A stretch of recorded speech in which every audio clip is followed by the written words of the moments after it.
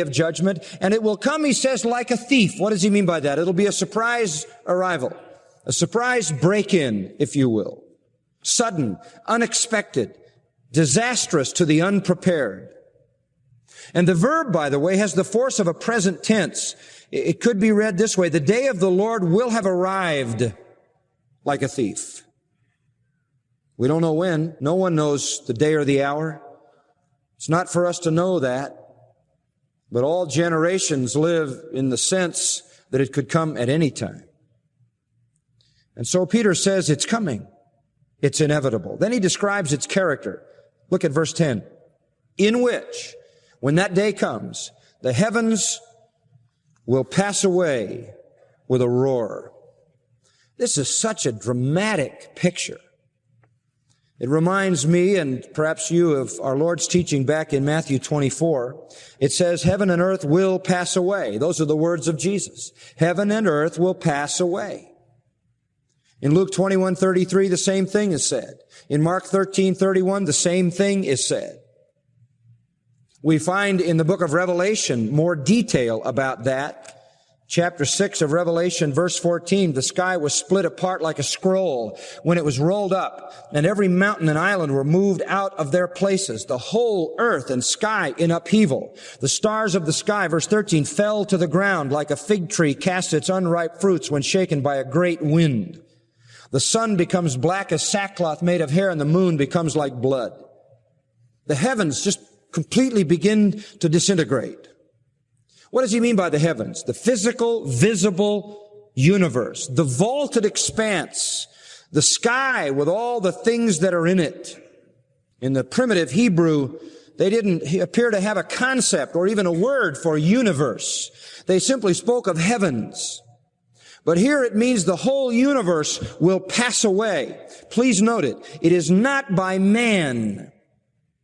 And it is not by the natural course of things. It isn't going to be a man-made holocaust because somebody drops an A-bomb. And it isn't going to be some kind of environmental disaster because we've overpolluted the ozone with too much hairspray and deodorant.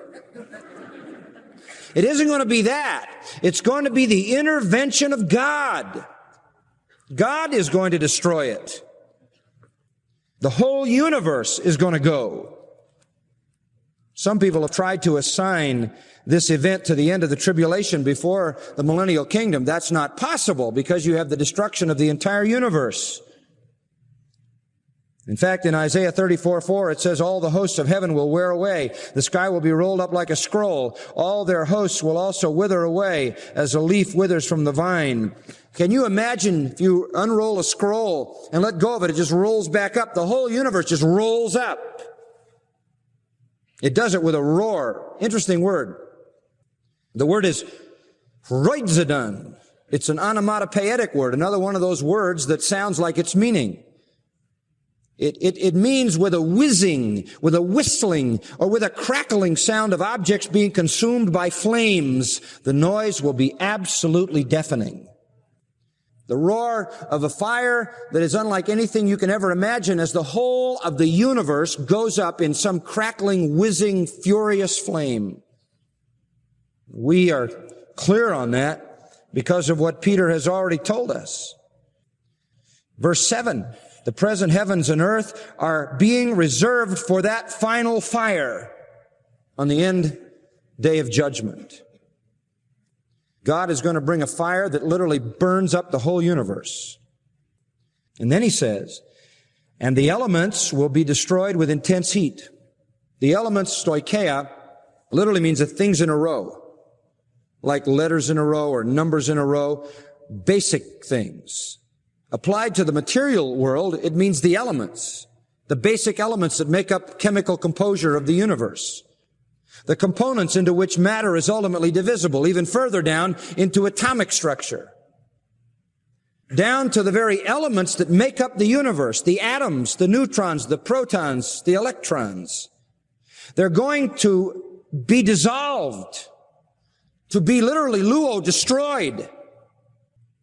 How?